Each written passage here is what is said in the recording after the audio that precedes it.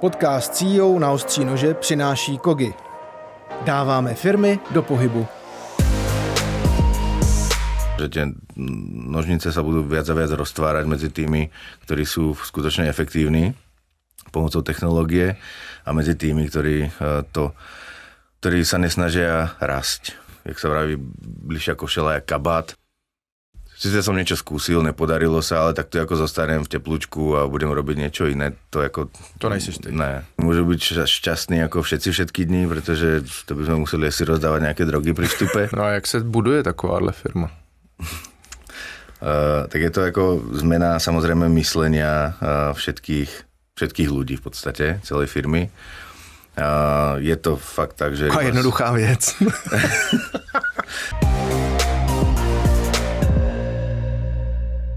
Představ si situaci. Dostaneš produkt, který nemá jediného zákazníka. Nikdo ho nezná. Není marketing, není podpora, není tým. Tvůj šéf ti řekne jednu větu. Máš 1 000 000 a mám na tebe čas 1 týdně. Zbytek je na tobě. A pak odejde. Žádné vedení, žádné omezení, žádná záchranná síť. Většina lidí by v téhle situaci spanikařila, hledala by návod, schválení, potvrzení, že dělá správně. Můj dnešní host ne. Vzal ten 1 000 000, vzal tu svobodu a během několika let z toho postavil firmu, která roste o 20 až 30% ročně. A hlavně bez toho, že by musel být v kanceláři od rána do večera. Jak? Vybudoval kulturu, kde si tým sám vybírá, koho přijme. Kde transparentnost není buzzword, ale realita. Kde se lidi rozhodují sami, protože znají směr. A kde AI a automatizace nejsou hrozba, ale způsob, jak růst chytřej. Ne usilovněji. Jak se buduje firma od nuly, když nemáš nic než svobodu a 1 000 000? Jak vytvoříš kulturu, kterou ti konkurence neskopíruje? A proč je někdy ta největší výhoda, že ti nikdo neříká, co máš dělat? Mým dnešním hostem je Michal Hochman, CEO společnosti Alveno. Michale, vítej ve studiu. Ahoj Filipe, díky za pozvání. Michale, dostal si produkt bez zákazníků, 1 000 000 korun a větu, mám na tebe čas 1 týdně. Co si s tím udělal? Tak bolo to také vytriezvenie samozrejme, pretože jak ten produkt vznikal, tak nebol logicky priorita. Mm-hmm. Takže preto asi bola tá sloboda, alebo nebol fokus. Fokus na to zo strany v podstate Jirku, čož je vlastne CEO Iresoftu. Mm-hmm. A vtedy sme rozbiehali produkt pre malé firmy podnikateľov a presne si pamätám, bolo to 1.3., keď som ja nastúpil a kedy ten produkt akože vyšiel na trh. Mm-hmm. Ale nemali sme nejaké marketingové oddelenie, nemal žiadny zákazník, to nebol. Firma sa venovala nie komerčným firmám, takže to išlo to fakt od nuly. No a postupne, takže najať nejakú agentúru, ale zase v nejakom rozumnom budžete, začať to sám predávať, supportovať, boj o programátorov, pretože to vtedy fungovalo tak, že produkt sme vydali, takže je hotový. Mm-hmm. Sice ho nikto nepoužíva, ale takže je hotový a kapacity idú inde. Mm-hmm. Takže bojovať o každú kapacitu, každú hodinu ako programátora, tak to nejak ako začínalo. Mm-hmm. Mm-hmm. No a pak ty další měsíce, jak se ti to podařilo rozjet? Išlo to prirodzene, nejakým spôsobom samozrejme oslovovanie firiem, využívanie kontaktov. Viem, že sme sa tešili ako každému ďalšiemu a novému zákazníkovi po jednotkách. Ono to je takéto prostredie vtedy hodne rýchle a ako človeka to fakt ako baví, pretože proste niečo sa spravilo a už niekto za to platí. A postupne, keď ako preskočím trošku viac dopredu už, tak sa na to nabalil ďalší produkt, ktorý v podstate volal sa Alveno a teraz v podstate sa venujeme prevažne jemu. Ten starý sme tento rok, asi po 13 rokoch, ukončili, čož bol vlastne ten produkt Izio. Lebo už nám nedával zmysel ten smer a chceme sa venovať hlavne tomu Alvenu.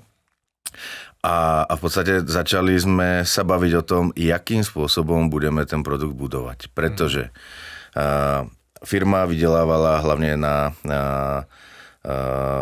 inom softvéri. Uh-huh. A teraz mali sme zdieľaných programátorov, mali sme zdieľaný support a teraz čo je prednejšie? keď chcem začínať nový produkt, tak samozrejme mu potrebujem dať péči, akú si zaslúži, inak ako nemôže nikdy ako vírus, musí tam byť ten fokus.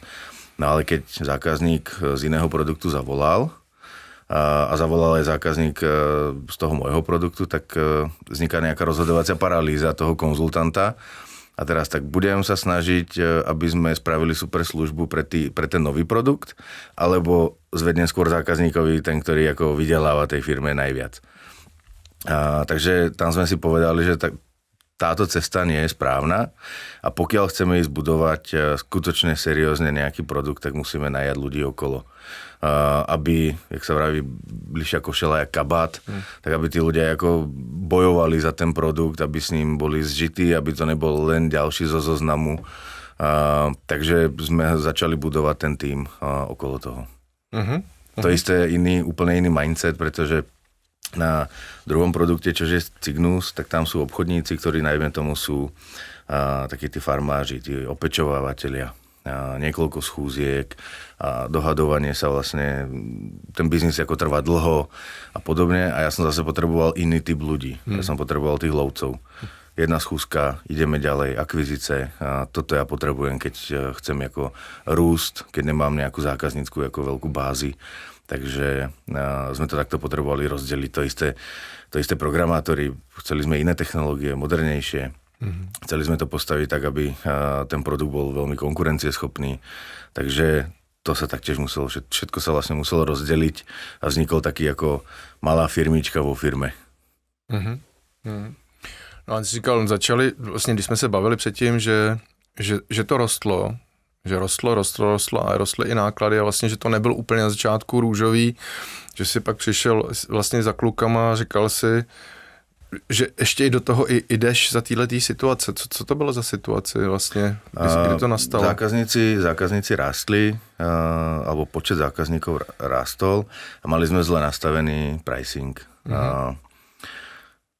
A v podstate bolo vidieť, alebo ja som videl v tom, že darí sa nám skutočne ako veľké množstvo, akože už sme boli v stovkách firiem, ktoré nám platia, ale nedokázalo nás to uživiť, respektíve tie krivky, keď sa pozriem na náklady spojené, a tým nemyslím teraz, že sme rozhadzovali na marketing a tak, ale náklady so mzdami napríklad.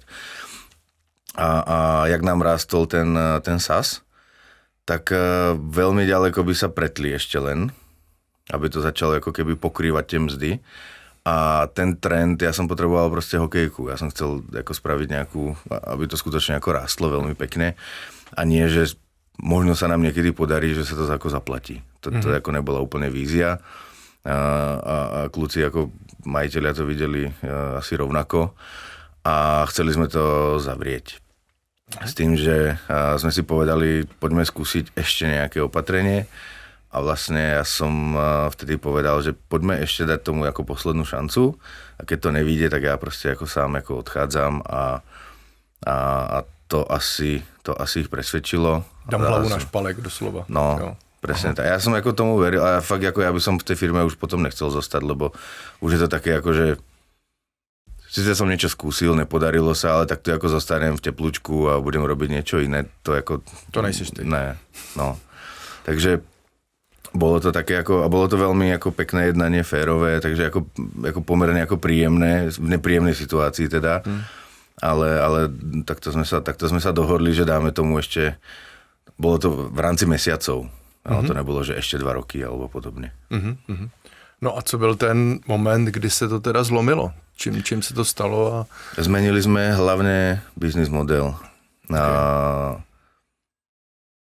Skúsili sme nový, s tým, že na starom business modeli sme nechali všetkých zákazníkov, že čo keby, ten nový business model nie je dobrý. Urobili sme jednoducho, predtým každý platil za každého zamestnanca nejakú sumu.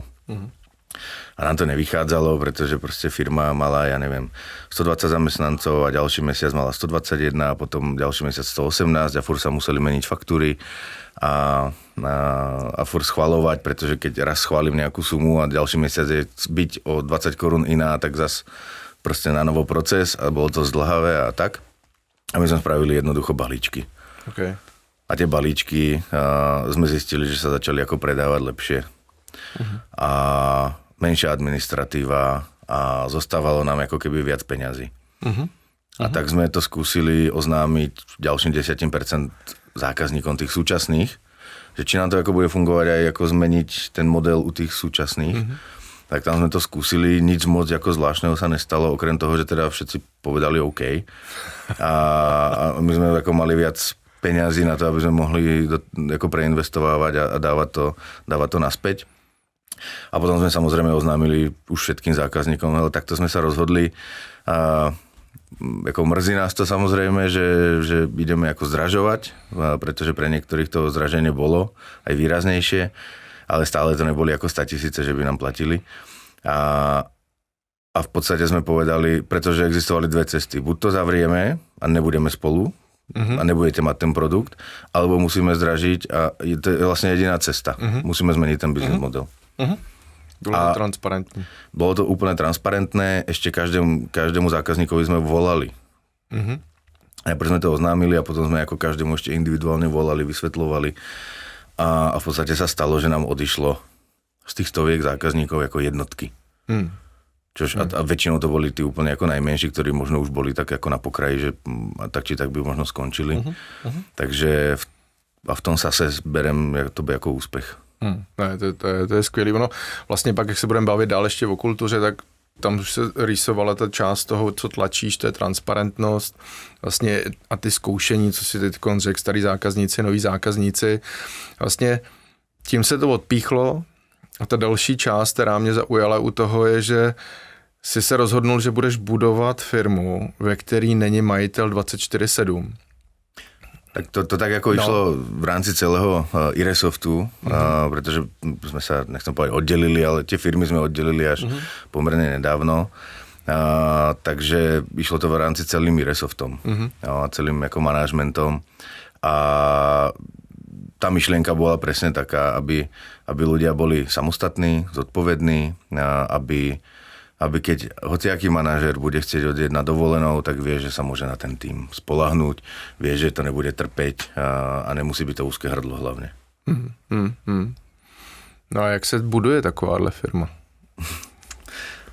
Tak je to ako zmena samozrejme myslenia všetkých ľudí v podstate, celej firmy. Je to fakt tak, že... A jednoduchá věc. No...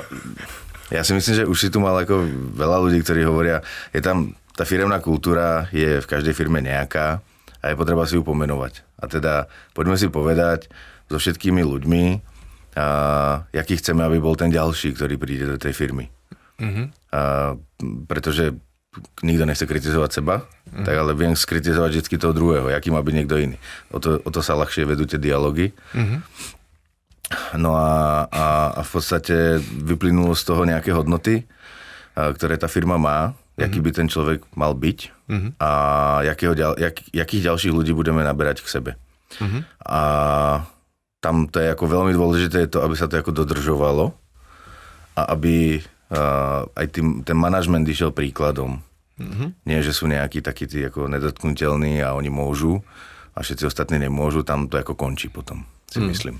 A říkal si všichni lidi, tak konkrétně jak to vznikalo? Išlo to od Jirku našeho a v podstate vznikalo to, že sa spravilo, neviem, nás bolo vtedy možno 70 a spravilo sa tak 7 skupín po 10 ľudí, aby to bolo ako ukočírované, namiešané z rôznych tímov schválne a viedli sa ako workshopy, dialógy, jaký ten človek má byť. A zhodou okolností, keď sa zobralo tých 7 stránok z tých workshopov a spravil sa nejaký ako prekryv, tak sa to ako zhodovalo. Hezky.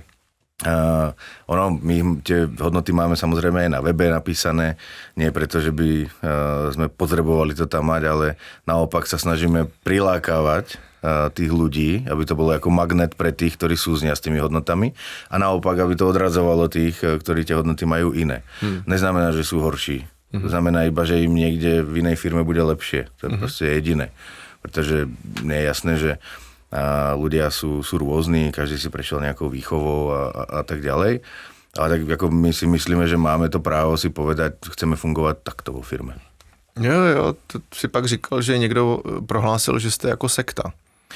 Áno, to sa nám stalo párkrát na pohovoroch, keď sme im povedali, že asi ako to nebude najvhodnejší kandidát.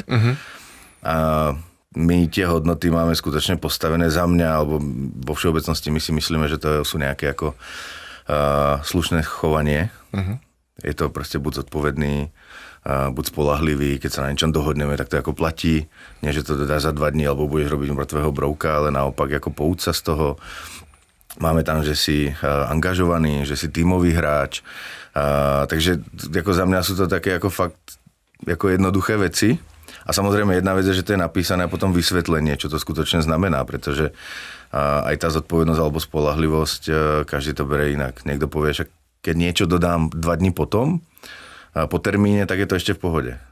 A my hovoríme, aha, tak za nás ako to nestačí. Za nás, keď už vieš, že nestíháš, môže sa stať, není problém, ako stáva sa, ale daj všetkým vedieť dopredu. A kto je vlastne zainteresovaný, tak daj vedieť, že nestíhaš, že to nedodáš. A daj nový termín a proste sprav si nejaké retro, kde si povieš, čo môžeš urobiť inak, aby sa to neopakovalo a podobne. Takže každý to nemá rovnako nastavené, no. Ale ja viem a chcem, aby vlastne všetci ako vo firme chceme, aby sa tak fungovalo a preto dbáme na to, koho príjmame do tej firmy. Ten proces je proste asi náročnejší, než možno niekde inde, ale chceme, aby som sa vedel spoľahnúť, že keď poviem kolegovi, prosím ťa, preberáš si tento úkol, alebo kto to spraví, pretože u nás by sa ako správne práca sa nerozdáva, práca sa bere. Takže som angažovaný a idem a berem si to. Tak viem, že sa môžem spoľahnúť, keď ten človek si to prevzal. Nemusím si písať poznámku, nemusím sa pripomínať a to je ako fakt ako oslobodzujúce, pretože keď viem, že tak s kýmkoľvek sa takto dohodnem, tak, a že to platí, tak sa oveľa ako lepšie pracuje. A proto ten náročný výběr i na začátku, abyste si tam nepouštěli vlastně lidi, který pak musíš přechvychovat, nebo to třeba vůbec v sobě nemají. Je to tak. Samozrejme, nie je to 100%, niekedy sa stane, že niekto ako prejde tým sitom, ale zase tá firemná kultúra je od toho, že ten človek sa tam potom necíti komfortne a ako vyštípe ho. OK, když budu chtít teď teda do Alvena, tak čím projdu? Boli to rôzne iterácie, takže keď ideme na to posledné, pretože sme si tiež prešli pokus omyl a čo chceme robiť, nechceme. No a co nefungovalo taky? Robili sme napríklad výberové konanie, kde v nejakom 3., 4. kole bol človek, ktorý nejaký psychológ nám spravil, alebo firma nám spravila taký softík a človek mal rôzne otázky, a bežalo nejakých 30 sekúnd a mal odpovedať a keď to uplynulo, išla ďalšia otázka, nemohol to dopovedať a vlastne sa to nahrávalo, jeho to natáčalo a ten psychológ potom spravil nejakým spôsobom správu z toho. A tak sme zistili, že nám to úplne ako bolo to dobre zo začiatku, ale potom, že už to bere moc času a tie výstupy viac menej odpovedali a potvrdzovali to, čo sme si mysleli tie 3 kola predtým. A že sme takto to odhalili, potom sme zase skúšali robiť rôzne testy, taktiež ako na nejakú osobnosť a psychologické a preškoliť u nás ako ľudí na to z HR a dopadlo to tak, že ten človek venoval 1,5 hodiny tomu testu a keď som častokrát chcel nejaké ako zhrnutie, tak to bolo jo, Míšo, má to pekný ten test, to dobré. Takže sme od toho tiež ako upustili, pretože toľko energie, čo tomu venoval ten človek, tak bolo to také akože a zase verili sme, že to je dobré, ono to aj ako bolo dobré, akorát sme to proste ako nejak asi neuchopili. A teraz, keď sa vrátime k tomu, ako, jak to funguje teraz, tak snažíme sa to skracovať v tejto dobe ešte navyše. Tak prvé kolo je také ako oboznamovačka, väčšinou s tým manažerom toho tímu, ktorý si bere a s HRistom, pretože chceme, aby ten manažer mal možnosť si vybrať človeka do tímu. Druhé kolo je nejaký, dajme tomu, úkol, vždycky je to prispôsobené tej roli, aby ukázal nielen tie hodnotové veci, keď sa bavíme, pretože u nás tie hodnoty sú tak 50% a druhých 50% je ten skill. A je to ako, fakt ako dôležité pre nás. tak je tam nejaký úkol. Tretie kolo je v tíme. Tam chceme, aby skutočne prišiel minimálne ten tím, do ktorého ten človek ide a plus ešte z ďalších tímov ľudia. A ten človek sa tam ide predstaviť a úplne nemá to žiadnu agendu, keď to tak poviem, ale prenášame zodpovednosť na tých ľudí, pretože tu máte človeka do tímu. Nemôžete povedať, že vám ho tam niekto vybral. Poďte si ho vybrať vy. Poďte sa ho pýtať do detailu a krásne to funguje, pretože tí ľudia vidia, že môžu a skutočne sa pýtajú a nemusí ani HRista, ani ja sa pýtať na hodnoty, ale tí ľudia sa sami pýtajú, jak si poradíš takouto situáciou a čo si robil keď a prečo si odišiel z predchádzajúceho zamestnania. A idú viac do detailu a potom nemôžu povedať po týždni, alebo nemali by, ale ten človek proste je na prd, čo si nám tu dal, alebo čo ste nám tu dali a my s nimi chceme spolupracovať, pretože sa im to vráti a poviem, hele, tak a prečo si ho vybral. Takže skutočne, keď ten tým povie, že ho nechce aj v treťom kole, tak cez to nejde vlak. A potom je nejaké posledné kolo, buď so mnou, alebo záleží, kam sa hlási. Keď do Alvena, tak so mnou. A to je vlastne nejaký taký ako pokec už iba nad hodnotami a jakým spôsobom to vnímame a podobne. Takže teraz sme to skrátili tak na 4 kola, bolo to častokrát aj 5-6. To bylo zajímavé, co teď říkal právě o tom, že lidi sami se doptávají na ty hodnoty, že to má 50% dokonce ten dopad, že často jsou na zdi, že jo, jako Osoblibou říkal, máte to na zdi, fajn, jsou to hesla, vyberte si z těch 23 hesel, který tady máte, který to zrovna je. A už si popsal, že to je v tom chování. My sedíme u kulatého stolu a vy vlastně máte ten takový, jak bych to řekl, vy fungujete v kruzích, že jo, v Alvenu, v Iresoftu celkově a to odráží i tu kulturu, myslíte vážně. Jo? Jako bys to mohl vysvětlit, co to je kruhy a pak ty kruhy i firemní kultury. Tak je viacero kruhov alebo kruhové vedenie. Je to práve preto, pretože každý človek má nejakým spôsobom rovný hlas. Nie je tam taká tá hierarchia. A je to ako, máme kruh, dajme tomu nejaký board, máme kruh projektových skupín, produktových skupín, kde sú zástupci rôznych tímov a vlastne diskutujú. Môže ten kruh, má nejaké ako parametre, vždycky má nejakého ako ownera, ale vôbec to nemusí byť ako manažer. Podstatné je, že ten človek zodpovedá ako keby za to, že to plynie, že sa dopracujeme k nejakému výsledku a v kruhu majú byť len angažovaní ľudia, ktorí majú k tomu čo povedať. Není to o tom, že si tam idem sadnúť, aby som zabil čas. A kruh je možné, že vznikne a za chvíľku zanikne, lebo problém sa vyriešil.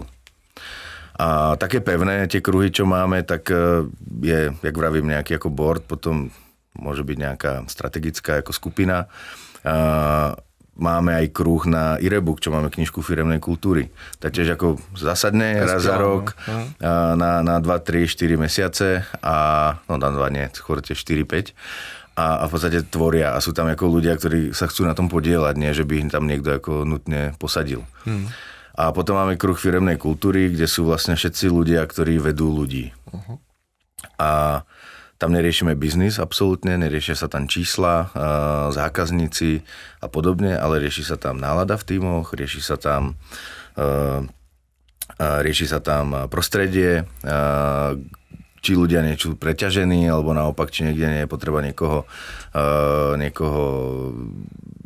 nabrať a potom riešime samozrejme aj firemné hodnoty. Či niekto ako riešil nesúlad s firemnými hodnotami, jak sa to vyriešilo, aby tí ľudia sa ako navzájom podporovali, aby zdieľali, aby ostatní videli nejakú skúsenosť, že ale videl som niekoho, že urobil toto, tak som hneď za ním prišiel. A vlastne toto chceme aj od tých ľudí. Že keď vidíš, že aj manažér napríklad, čož není žiadny ako pán Boh a je to proste ako plochá štruktúra, akorát je to za mňa iná rola, ale ako nikto není ako viac alebo menej, len proste je to iná rola, tak kľudne prídi a povedz mu, že ako je v nesúlade s hodnotami, pretože ako, a tým ukazujeme, že to fakt ako myslíme vážne. A keď niekto môže byť aj najlepší obchodník, najlepší programátor, ako náhle nebude v súlade s hodnotami, bude ich porušovať, bude sa chovať, ja neviem, arogantne, nebude príjmať spätnú väzbu a podobne, tak ako áno, najprv to ideme riešiť, ako, že sa o tom pobavíme, ale nechceme to tolerovať. Jak tohle se, jako, je to skvělý. A teď, když se kouknu do firem, se kterýma děláme i s korporátem, tohle je nepředstavitelný, že by si kritizoval a následoval by trest. Jak tohle to jste nastavili, to psychologický bezpečí, když to vezmu jako ten buzzword, jo, ale jak jste to udělali a jestli se to fakt jako děje, jo? No, deje se to, aspoň ja jako môžem potvrdiť. A my samozrejme, pretože musíme ísť ako príkladom. A myslím si, že to je ako tak správne, pretože ako nikto nie je viac. A my vlastne na tom ukazujeme, keď sme sa aj s niekým rozlúčili, tak my transparentne píšeme ako do firmy oznám. Než sa to vôbec ako nejaká šuškanda prebehne, tak to ako napíšeme. Transparentne, rozlúčili sme sa, lebo napríklad bol nesúlad s hodnotami, aby aj manažeri vlastne vedeli, čo tým ľuďom majú povedať, preto to ako zdieľame. A samozrejme tí ľudia vidia, že to myslíme vážne, že keď sa na niečom dohodneme, že sa ich pýtame, že robíme rôzne ako dotazníky, a sami manažeri si robíme proste, posielame ľuďom dotazníky a chceme, aby nám dávali spätnú väzbu. A kľudne anonymne, alebo nie. Takže podstatné je, keď už chcem, aby to tak bolo, tak to musím proste mysleť vážne. A keď nastane nejaká konfrontácia, tak ja musím stať za tými hodnotami. A niekto mal pravdu, ale čo je ako správne. Okay. Pretože ako náhle toto spravím, byť ma to môže bolieť, lebo prídem o peniaze, prídem o najlepšieho človeka, väčšinou nie, lebo keby ho tam mám dlho, tak ako asi tam je z nejakého dôvodu.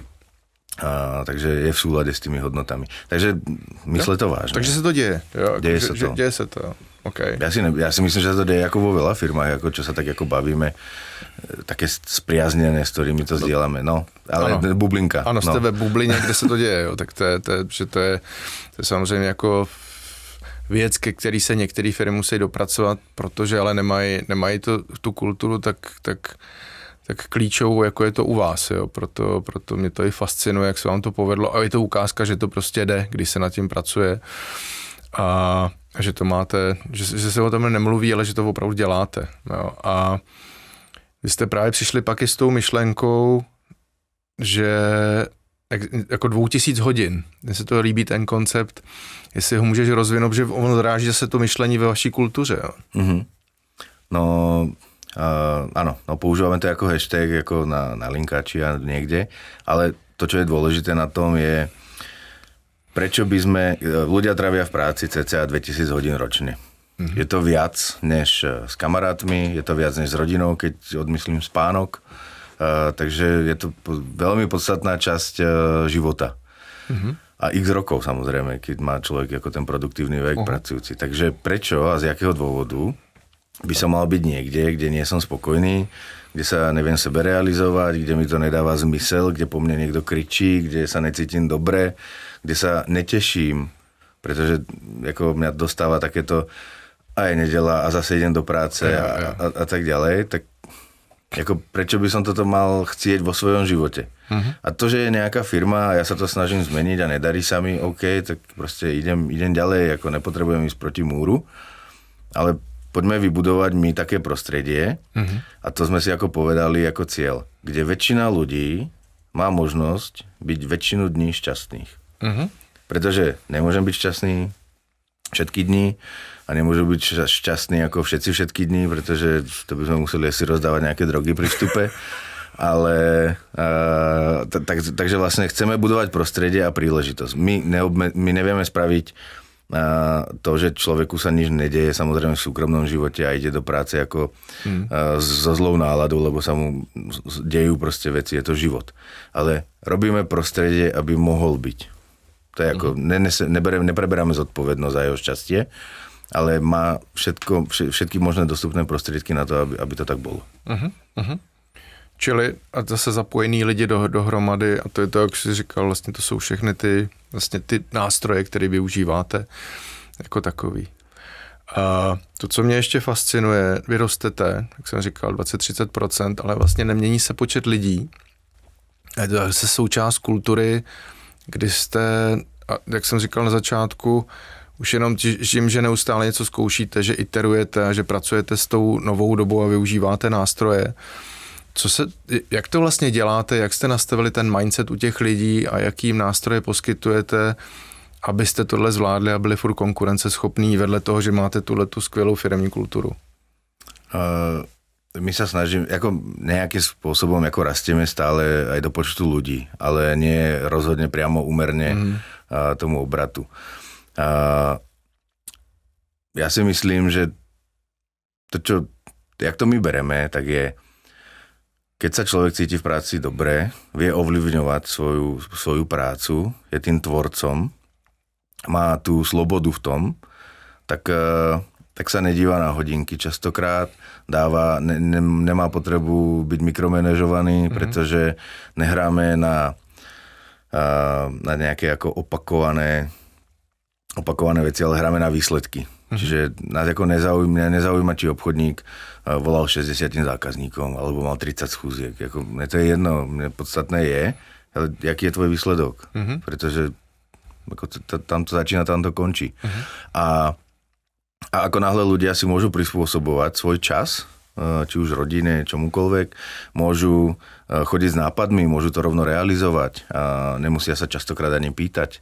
Proste spravím rýchly prieskum, zistím, že idem do toho, nepodarilo sa, OK, môžem spraviť chybu, poučím sa z nej, proste ten fail fast prístup a vlastne tam si myslím, že vzniká ako strašne veľa dobrých nápadov a snažíme sa to škálovať. Ten SaaSový biznis, čo robíme, ako software, ako službu, tak nerobíme úpravy na mieru, nechceme ako ani robiť, pretože vďaka tomu, že máme jeden kód, vieme byť efektívni, vieme vydávať oveľa viac nových funkcionalít, vieme oveľa rýchlejšie reagovať na nejaké chyby a tam si myslím, že toto je jedna ako z kľúčových vecí, pokiaľ chcem rásť, takže to viem škálovať. A samozrejme používame rôzne nástroje, keď zistíme, že sa nám, na supporte hromadia dotazy na nejaké jedno téma, tak proste spravíme nápovedy, skúsime to zlepšiť v produkte. Zapojili sme samozrejme AI-ko, ale nie AI-ko, že najskôr sa dovolám AI-ku, ktoré ešte ani není častokrát dobre spravené. Ale naopak, chcete, tu je AI asistent 24/7, alebo v pracovnú dobu sa vám proste ozveme my, není problém. Ale keď chcete niečo jednoduché vyriešiť hneď v sobotu o 11. večer, tak si tam kľudne napíšte a uvidíte. Jo. Právě, že ty si říkal, že ten monkey business, že lidi mají neustále sledovat, co dělají opakovaně, pak přijít a říct, jestli se to nedá automatizovat, že tohle je jako součástí toho, jestliže toto se děje, tak přijď a uděláme to a tím pádem roste neustále efektivita a lidi nemají strach, že budou nahrazený, jako když to co slyšíme od jejich klientů. Jak tohle to funguje? Snažíme sa dávať dôveru tým ľuďom a samozrejme všetky možné dostupné nástroje na to, aby skutočne nerobili tie opakované veci. 2 dní dozadu sme vlastne predstavili, jak chceme, aby fungoval nejaký digitálny mindset ako pre ľudí a používanie AI-ka, vzdelávanie v tejto oblasti, rôzne nástroje, aby to robili v pracovnom čase a v podstate ukázať tým ľuďom, že to skutočne myslíme vážne, pretože tie nožnice sa budú viac a viac roztvárať medzi tými, ktorí sú skutočne efektívni pomocou technológie a medzi tými, ktorí sa nesnažia rásť, ktorí tú svoju prácu bude robiť opakovane, bude to mať takú tú pohodičku, tak u nás, ako ja nechcem, aby ľudia pracovali viac a viac, ako keby na počet hodín, ale aby boli efektívnejší.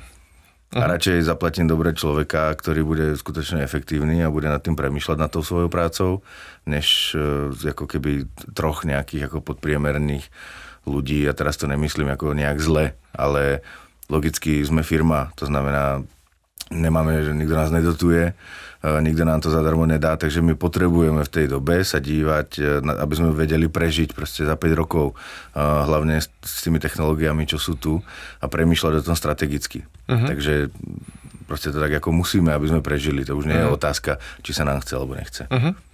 Čím se dostáváme k té části tlaky, chaos, to, co se teď děje, že jo, všichni, jako mě vždycky baví na linkáči, říkají, jak všichni teď už přesně vědí, jak ta AI bude, a když vidíš, co se děje teď na tom trhu, že jo, Claude v Microsoftu, jak ty vnímáš teď vůbec ten SaaS business a vůbec jako Alveno do budoucnosti, ten lidský podíl, ta konkurence vlastně v té firemní kultuře a zároveň ten driver pomocí automatizace AI, jak vnímáš teď ten trend a tu strategii další, kam se budete muset posouvat? Ťažká otázka, pretože ja to môžem teraz povedať a než kým sa to odvysiela, no jasne, tak to môžem zmeniť, ako samozrejme ten názor. To. Ja vnímam to, že my potrebujeme byť pre tých ľudí ten parťák. V dobe AI-ka, jak všetci budú, alebo všetci vibe-kodujú aplikácie, ktoré nikto nemá pod palcom, nevedia ten zdrojak. Keď sa nebudeme baviť o vývojároch, ktorí si pomáhajú pomocou AI-ka, ale fakt ako na takí tí lajkovia, tak tam si myslím, že je to super teraz, všetci sú namotivovaní. Ja som si spravil sám niekoľko aplikácií proste pre seba, či už je to ako domov a podobne, ale myslím si, že my musíme byť pre tie firmy ten parťák, na ktorého sa môžu spoľahnúť. Že tie data, ktoré majú proste u nás, tak sú relevantné, ten kód je udržovateľný, ten kód vedia prehodiť tú zodpovednosť na nás, keď sa niečo ako pokazí.